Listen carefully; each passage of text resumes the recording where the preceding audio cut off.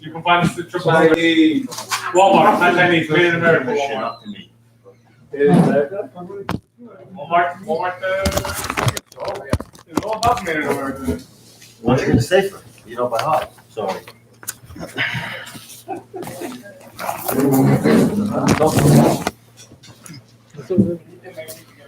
Tomorrow is Perek Gimel. Perek Dalet. This is Perek Gimel tomorrow. We always do the next. We're ahead. We're ahead of time. No, but we do for tomorrow, right? And tomorrow But is, tomorrow is Perek Gimel. no. That's why it says on the side.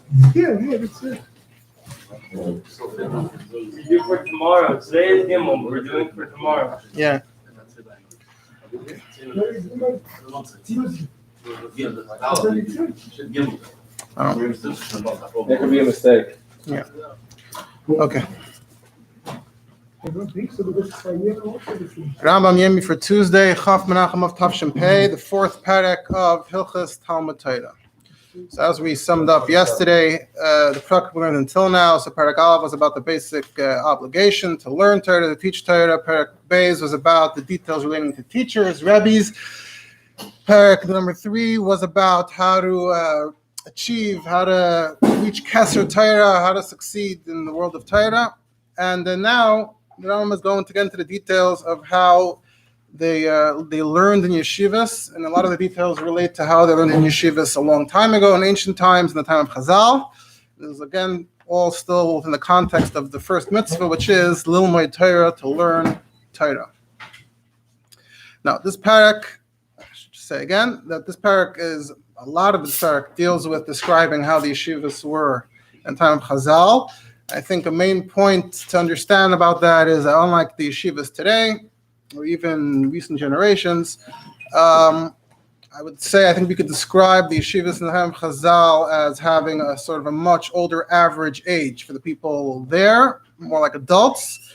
Not saying that there weren't any who arrived at a young age, and you have the concept of Servam Rabbanan. You had maybe examples of those who didn't get married till they finished learning, but I think in general, on average, the main Talmidim in a given yeshiva were people in the middle of their lives. They had a wife, they had children, they had a job. And that's just, first of all, to picture the yeshivas we're talking about. You don't teach Torah to a Russia. We're gonna get into that. Become a tzaddik. Almost. We're going to get in there in a second.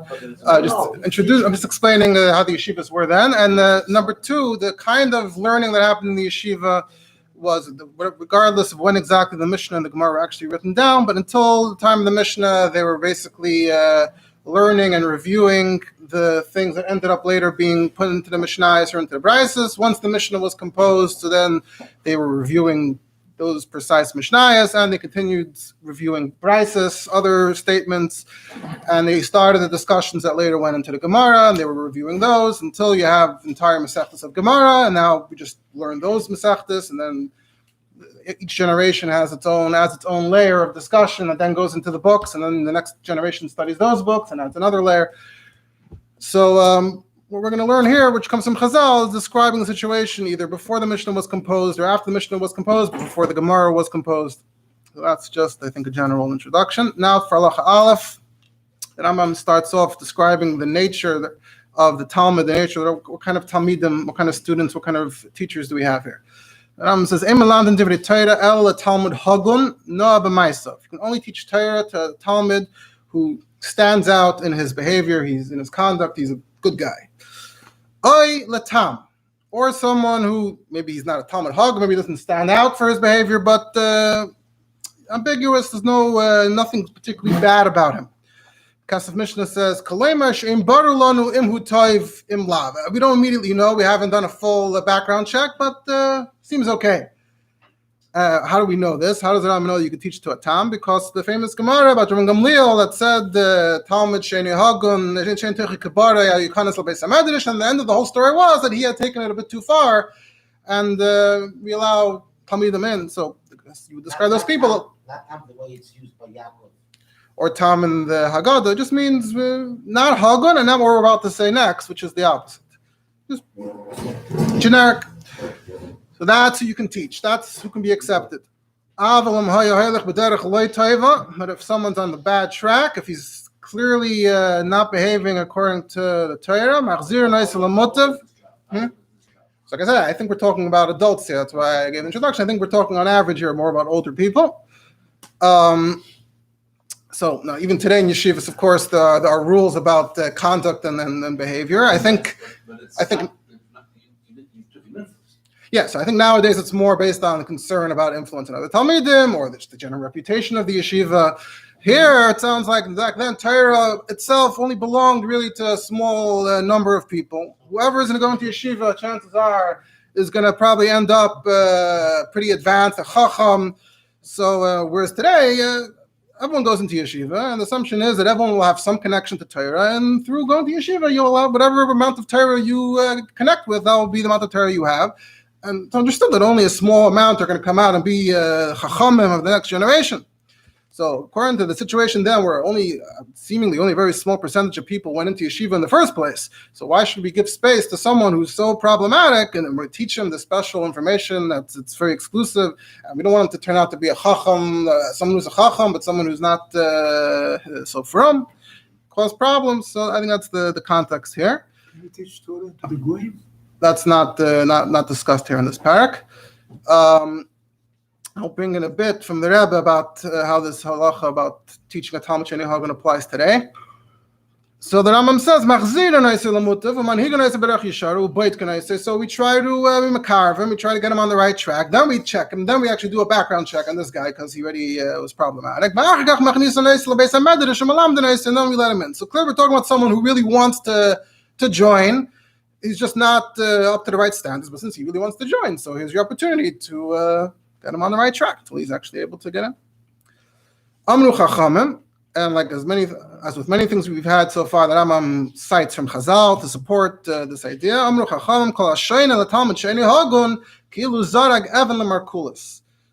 So this is a Gemara in Chulin. It says, if you teach a Talmud who's not worthy, it's like throwing a stone to the idol Markulis that was worshipped by throwing stones. So the idea seems to be, it's like we'd say in Chassidus, giving a yanika to Tumah, you're giving the bad side energy, you're giving them, you throw a stone to Markulis, you're serving Markulis. You give Torah to an unworthy person, it's just making the bad person worse. It's not improving things. Yeah. There's another statement in the Gemara that Neifel Begahanim, Rambam didn't bring that one, but strong statements in that Gemara there.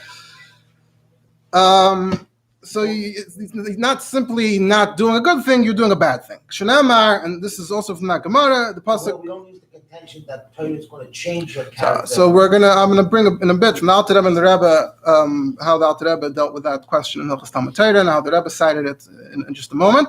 Shanamar Ketzrer Even B'Margema Keinois N'Ksil Kavod. There's a pasuk in Mishlei. So the pasuk mentions throwing a stone in this context, so that seems to be how the Gemara and the Rambam, that's the connection to throwing a stone to Markulis. The pasuk itself, the meaning of the pasuk seems to be that giving honor to a fool, giving a fool something he shouldn't get, is like a stone in some kind of sling. There are different explanations. Yeah. Why is it not? So we're going to get to it. I'll tell you in a second. So. I mean, you put it up. I'm talking about that. The Alter Rebbe doesn't make a distinction between his own chiyuv and maybe his Rabbi's chiyuv. We can look at it from two different sides. Okay. So the pasuk itself seems to be comparing giving kavod, giving the honor to a fool as like a stone in a sling, and there's different explanations as to how the pasuk is making that comparison. But the general idea here is that if you take a good thing and you put it in the wrong place, it might not be doing a lot of good. Ain't kavod el Torah. And since we said kavod, what's kavod? What's the connection to Torah? So I'm adds some Perek Avos, some Perek Vav.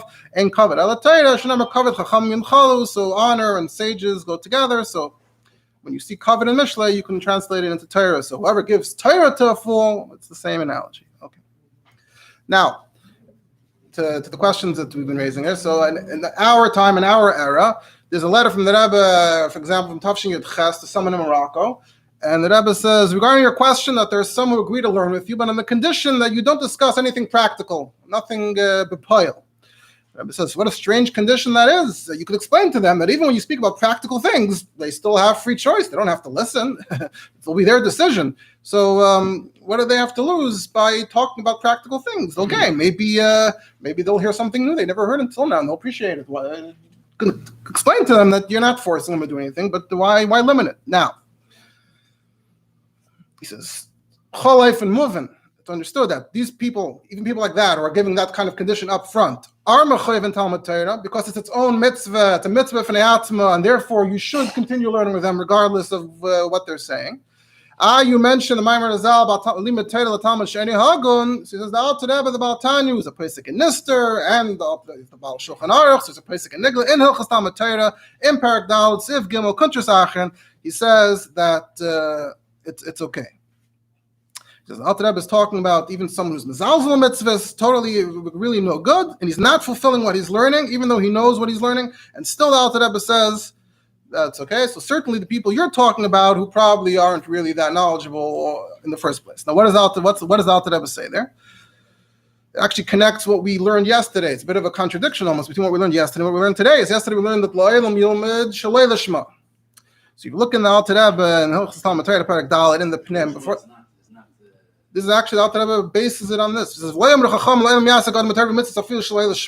first opinion, he says that Shalei Lishma only means when you're actually doing the mitzvahs. You're just not doing it for the right reason. You're a sa'aynesh, or you're afraid of even punishments in this world, or you love schar, you want to get a reward, or even for personal ambition, you want to covet, ukdula, you want honor and glory, you want to be called a Rabbi, you want to be a Rosh Yeshiva, you want to, right? So that's all included in. Everyone agrees that that's the kind of Shalei Lishma where you can certainly continue learning. But according to this opinion, all of Amar Akasav, L'Rasha Amar Lekim Malach Alasaper Chukka. The pasuk says, "A wicked person, what are you touching my Torah for?"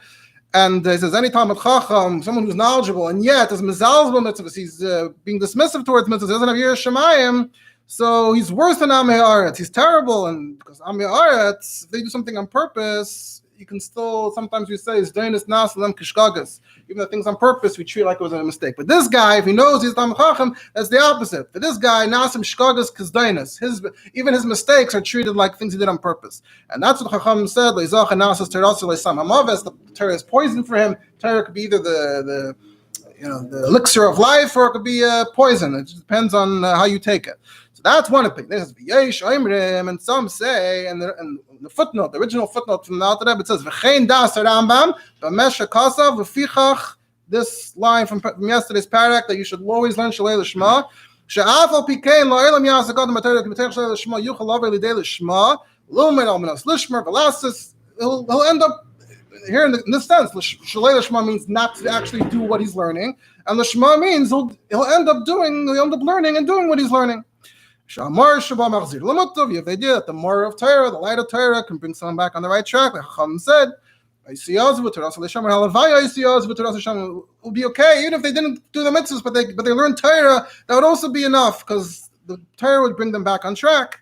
And the Kuntras Achen, which the Rebbe cited, he brings the Rambam again, and he says. It's this Rambam. It says, so what about this? We're learning you shouldn't teach Talmud Sheni Hagun.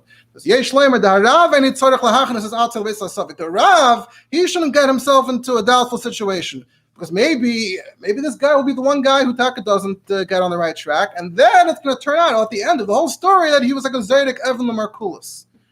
If it doesn't work out, if it works out, then surely not Kazerdik Evan Lamarkulis. But if this guy happens to be the one guy who stays off, so then that would be a suffix. Maybe the Rav shouldn't get into that kind of situation. But Hu Atzmai, he himself, he has his own chiyuv. My Yafsin, what does he have to lose? He's not from, so if he learns Torah, it might help. So what does he have to lose? I always said there is something to lose, because then even the things you do like mistakes turn into zdainas. Says the hafsid, what he has to lose doesn't equal what he has to gain, because he might actually get back on track. You had the situation in Europe during the Haskalah. Yeah. We had a lot of huge Talmidei Chachamim, and then they went fried. Yeah. Because of Haskalah. Yeah, we're not saying. I mean, the Alter Rebbe is acknowledging there are some stories that have a bad ending, but that's why according to one Mahalach and Alter Rebbe, that's why the Rav shouldn't, if he sees that this kid is problematic, this guy is problematic. One opinion is that the Rav shouldn't get involved. If the guy himself wants to learn, he should learn, because what he stands to gain is better than what he stands to lose. Maybe he'll be Makar himself. Yeah, no, he said that it's going to hurt him. Shkagas Nasalek is Dainas. It's some Hamavis. I guess that's not really kiyum mitzvah. If you're doing it in the wrong way, you should learn Torah in the right way, not in the wrong way. If someone is converts to Christianity and he's learning Torah, I don't think that's considered limud Torah. At some point, that's a shaila with Mitzvahim today. If the guy's a Christian, is it mitzvah, or if he's so far removed that he's doing it in totally the opposite, wrong way? Maybe it's not a mitzvah. It's not the Rambam like a predestination. He's saying that if the person's already starting off on a bad foot, or you see that there's someone in there that, don't. Yeah, that's what that's what it said here. Not to. So the Alter Rebbe explains that could be because the Rav doesn't want to get into the suffix, because he doesn't want to end off. Right now it's a doubt. Either this will succeed and bring the guy back on track, or it won't. If it doesn't, then it'll turn out that he taught the Torah to the wrong guy. So maybe the Rav shouldn't get into the doubt, but the guy himself, what does he have to lose? Then the Alter Rebbe says, "Gam harav yishlemer that tzarich la'achnas es atzmei es suffix." Even the Rav has to put himself into this doubtful situation if there's no other option. If it's possible, the Rambam said that first you should be machzer him lamutav. So if you can be machzer him lamutav first, then you should do that first. First make him from, and then teach him. But if you're not going to bring him into the base of Medrash and it's going to push him away and we're never going to see him again, then you have no choice. You have to even put yourself into the doubt. It's like a Mesiras Nefesh. You might be over on the teaching Talmud, Torah, Talmud, you might be over in Zerek Eved Markulis, but you have no choice. You have to teach him. He brings this Chazal. It says the left has to push away, but the right always has to bring closer.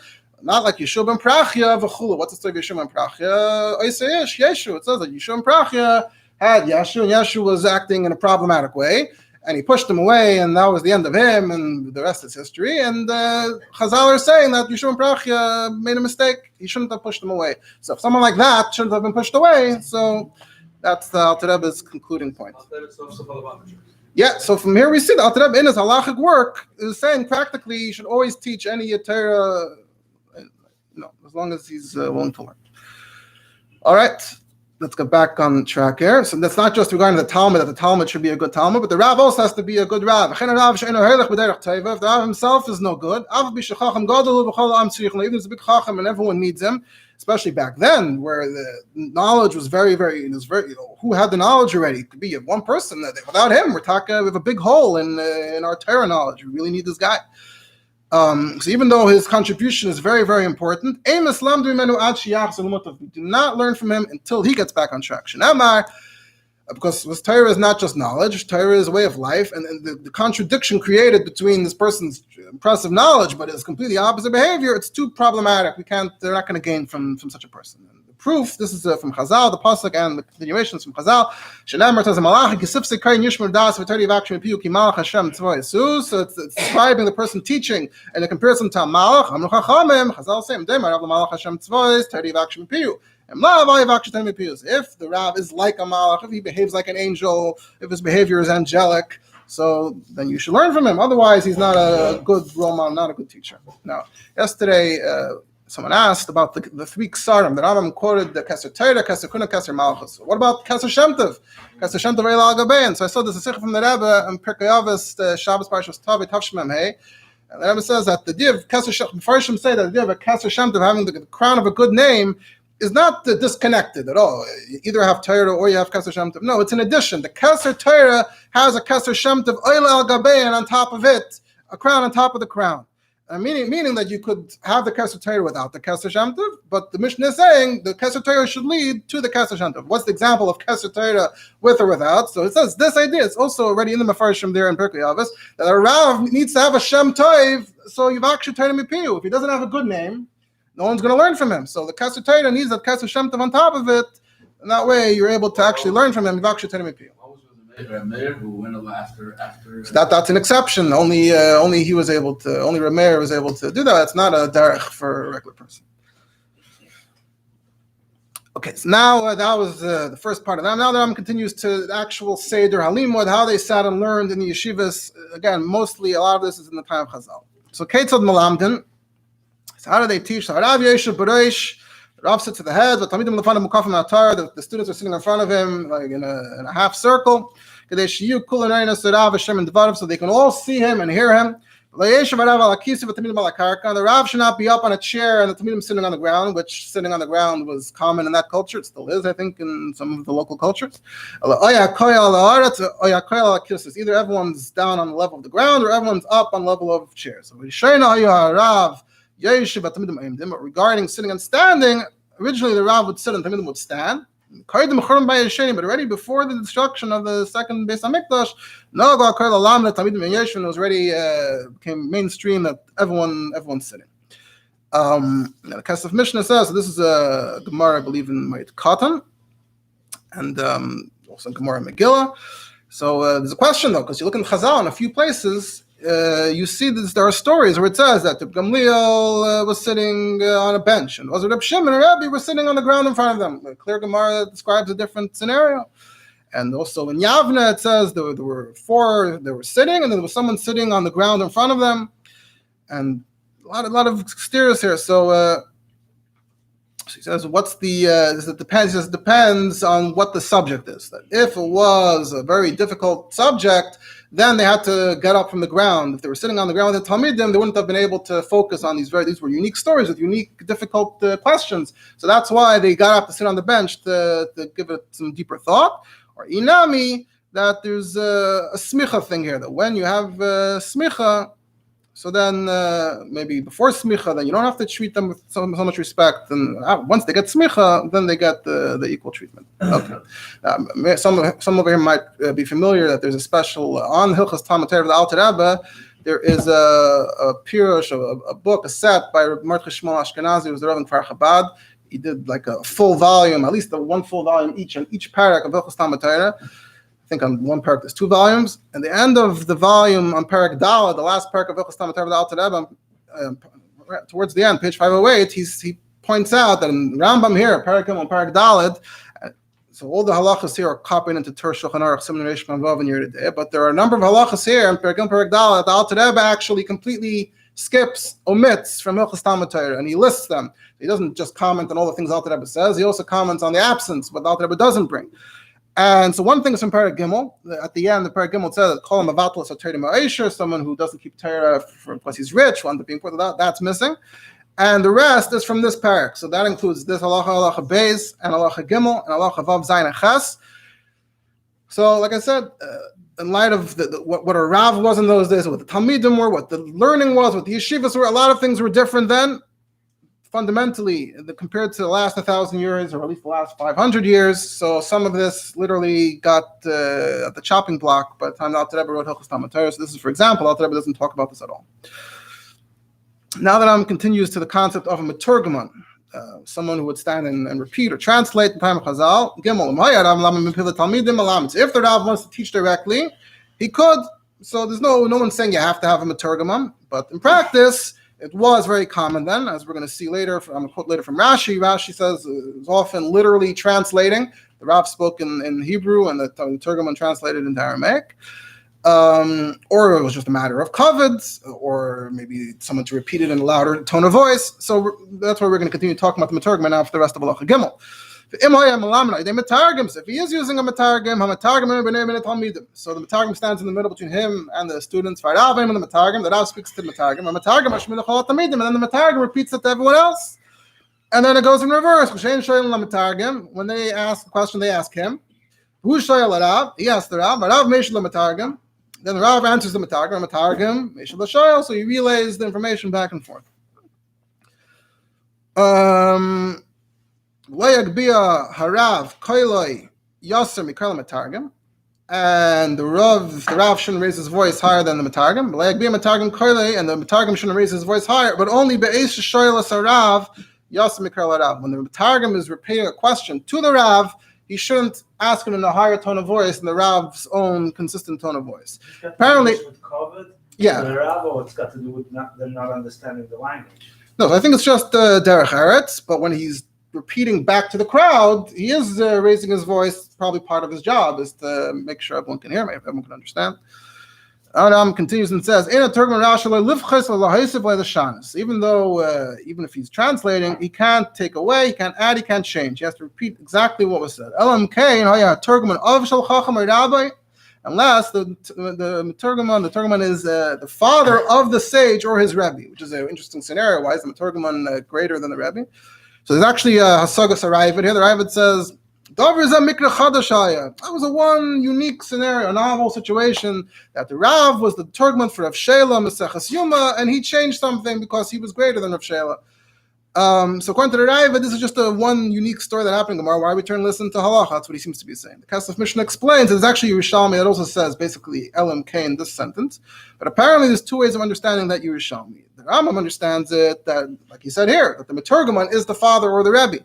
But apparently, he says the Ran seems to understand it the opposite, that sometimes the Meturgaman is the son or the student of the Rav, and then there's a rule, in Adam Miskana B'vnei V'Talmidoi, the Rav won't be mak, the Rav won't be upset if this his son or his student says things a little differently. So maybe the Rav understood like the Ran, so he didn't think that was relevant to here. That's why he's saying, why is the Rambam making this into halacha? But okay. Now the Rambam mentions another case of a certain slight kind of change the Meturgaman can make. If the Rav says, this is what my Rabbi said, this is what my father said. When the Turgaman repeats it to everyone else, I think this means, even though he's about to paraphrase, but he's going to speak, he's going to say it as if this is what the Chacham just said. But when it comes to that part of the sentence, he pretends almost as if that the Chacham had said the actual name. He's supposedly telling them what the Chacham, what the Rav said, but yet when it comes to that part, instead of saying my Rebbe, my father, or his Rebbe, his father, he just replaces it with the actual name. Even though, how is he saying something that the Rav didn't say? The Rav really wanted to say his name, he just can't, he's not allowed to say his name. But as if he wanted to, as if he did, so the Meturgaman can safely repeat it, just modify it, and it's like he's repeating what the Rav said. What's the Yichas that he repeats by the name? Because we said that he can't change anything. So why does he have to say the name? Because really, you should be saying. I think it's partially part of Kol Emadam B'Shem Oimrei. It's important to you see in Gemara when they would say Omar so and so B'Shem so and so B'Shem so. The background behind the statement was important. Is this similar to the idea that we had for many years? And then you have the Is that the same idea? He didn't have to. I mean, I'm sure the Chayzim tried to. We all heard it, but It's not in front of his Rav. It's different. It's not in front of the. He's not standing between the Rav and the crowd and repeating what the Rav just said. That's not. This is a separate. Shabbos, and we're totally on him. Right. Give over every word. Right. What happened on It's an interesting parallel, but it's not. Just a parallel. It's not the same thing.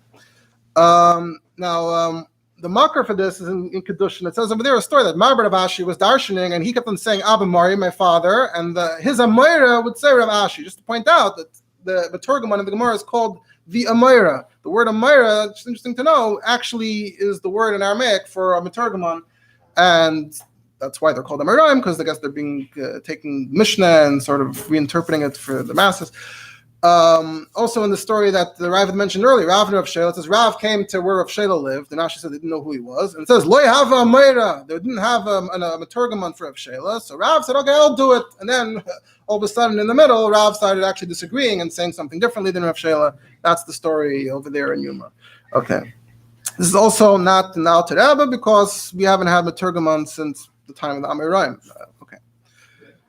Now he's going to speak about savlanos, about how you have to be patient. If the Rav teaches and they didn't understand, he shouldn't get upset. He should just repeat it many times until they really get it. And the Talmud also, he should also be patient with himself. He shouldn't say I get it if he doesn't get it. He keeps on asking, what did you say? What does it mean? And if for some reason his Rabbi did get upset at him, he should stand his ground and say, Rabbi, I need to learn. My brain, I'm not getting it. Please help. So this overall is brought by the Alter Rebbe because this is relevant. I don't think he brings the last line about the Rebbe Terehi, but overall this halacha is in the Alter Rebbe. And now the Rambam continues and speaks of. Ultimately, there is a communication between the Talmud and the Rav, despite the Meturgaman, at least from the point of view of the Rambam. Well, yeah, we're sort of dropping the Meturgaman from any future descriptions of interactions. Yeah, interesting. Yeah. וכן לא יאמר התלמיד הבנתי, halacha hey lo yeh התלמיד boish mechaver shlom du pam rishona ishniya, and the same goes for the feeling of the Talmud towards his friends. He shouldn't be embarrassed of his friends that they got it the first and second time. And it took him more times. If he gets embarrassed, so he walked in the morning, he left in the evening, and he didn't learn anything. What's the point of that? So can't afford to be embarrassed. In Abai Shalom, like Kapta Malamed, Hill and Perek says, someone who's bashful doesn't learn, and goes for the Rav as well. Someone who's upset, who gets angry easily, he can't teach. Now there's an exception. If the reason why they're not getting it is truly because it's a deep idea, or because they're not so bright. But the Rav can tell that they're just being lazy. They're not applying themselves properly, and that's why I didn't understand that. And he should get upset at them and shame them and make them feel foolish to sharpen them. Regarding this is the statement you see in Chazal, you should inject some bitterness into the Talmidim. So Ashkenazi in Hilchos Talmud Torah points out that the Rambam actually mentioned Zurek Mor B'Talmidim in the Pirush HaMishnayos that we quoted yesterday.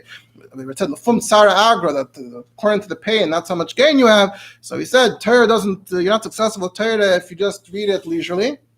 The Rambam continues and says that's why it says Zurek Mor B'Talmidim. So he asks here it sounds like it's only if he sees that they're lazy. In the Pirush HaMishnayos it sounds like the Rambam said that's the entire manner of teaching. So he actually suggests that maybe if it says Uke inyan zeh amru chacham zurek mar b'tamim means that zurek mar is really about something else. But Uke inyan zeh, similar to this, they said it here. But the problem is that in my Rambam, I don't know, your Rambam, it says Ube inyan zeh. And in the manuscripts of the Rambam, it says Ube inyan zeh amru chacham. The chacham said regarding this, not that this is a similar thing. This is the thing itself. But in the print it said Uke inyan zeh. And the Alter Rebbe's in Hilchos Talmud Torah also uses the lashon ukinyan zeh. I would suggest that maybe it's not really a contradiction, because when the Rav sees that they're being lazy, that's equivalent to what the Rambam described in Perek Mishnah, is that he sees they're sitting back and learning leisurely. So if you see there's a problem with that, so then you have to be zaydik more b'talmidim to make sure that they're not behaving in that kind of way. But the assumption here is that who says they are actually behaving that way. And for Keret, you can't always teach that way. It's not going to work if you're always being zaydik mar b'talmidim. It's only where appropriate to make sure that they're actually applying themselves. That's what I think. Okay. Ashkenazi also points out that there's a whole concept of milsa d'bdichasa. The idea that you're supposed to say something that cheers the talmidim up a little bit. B'ran Tanya, B'ran Chassidus from Chazal. It's not mentioned in Rambam, in Torah, Shulchan Aruch, even in Hilchos Talmud Torah. He suggests some ideas. The Rabbi in a few places mentions the two things together, that before you learn in the manner of Mor, you have to have the B'dichasa before, that it goes together. It's interesting to point out that it's not mentioned. Lefichach, and what's the Lefichach?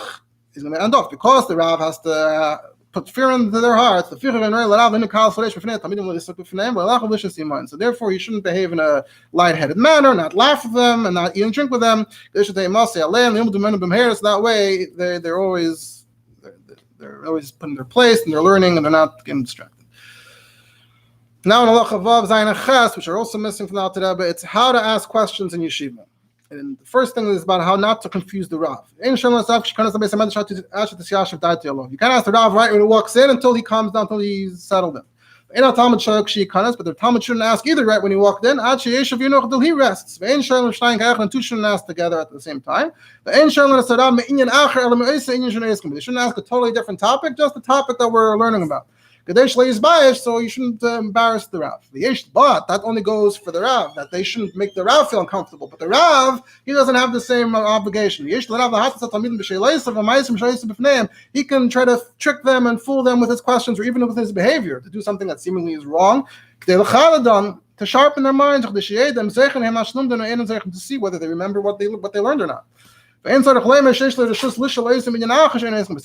how much more so, he can surely ask them something that does not relate to what they're learning now, in order to encourage them, or to move them along. And now to ask like a mensch, Halacha Zayin, Ein Shoyel and Ma'umed, you shouldn't ask while standing, Ein Mishim Ma'umed, you shouldn't answer while standing, Blame Gavai, not from some very high place, Blame Rachik, not from far away across the room, Blame Acheri Azkenim, and not from behind the elders, whatever the setup was, don't be behind them, it should be in front of the Rebbe. And you shouldn't ask the Rav, it should be Be'inyan. Now the question here, I remember years ago someone once asked, didn't we just say in the previous halacha to ask Be'inyan? So I remember suggesting that there it sounds like it's totally a different topic. Inyan acher. Here it's more like even what in today's language would say la inyan. You have to. Even the questions on the topic have to be to the point and not somewhat related, but maybe taking away or just not distracting, not adding to what we're actually trying to learn. The Kesef Mishnah also addresses it. He gives an example that halacha vav, it meant if we're learning Hilchos Shabbos, don't ask Hilchos Yom Tov. And here he means if learning Din Haitzah, don't ask what if a barrel breaks on Shabbos. We're never learning about carrying. Don't ask about the Shabbos, but it's not what we're learning about now. You have to ask very respectfully. You shouldn't ask more than 3 things at a time. Now, what if 2 ask at the same time? Who comes first? So if someone's more on topic than the other one, you answer on topic. You always go with the thing that's more practical. Halacha medrash here meaning like drashas of Chazal, how they the exegesis. It's kakan halacha. Halacha is the more important. Medrash v'agada. Drash of Chazal versus Agadat Midrashim, what we call Midrashim. This Kakan Medrash meaning Drashas of Chazal comes first. Haggadah of a Kal V'Chaimer, if it's Agadat versus the Kal V'Chaimer, and it's Kakan the Kal V'Chaimer. Although I think there's a gears that says the opposite, but I'm just going with this. Kal V'Chaimer, Gzeira Shava, 2 different kinds of, you go with the Kakan the Kal V'Chaimer. You go to the senior person first. Talmud Amaretz, this Kakan the Talmud. The Talmud, even if he's not a Chacham, but he's more senior than Amaretz. What if they're both of equal stature? Or or they're all equal, they're asking 2 equal things? Or here the Matargum comes back in. All of a sudden the Matargum is here. He decides who comes first. He has to repeat a question to Rav, so he'll choose which one to ask first. And finally, crime, you can't sleep, or it tears your Torah apart. Your crime that sleep goes with tearing. In Besmedish, you should only be talking about Torah. Even when someone sneezes, you shouldn't say Gesundheit, which is an old practice. You don't say refuah. And certainly not anything else. And the Besmedish Bechlal is even more than a Beis HaKnesses where you only daven.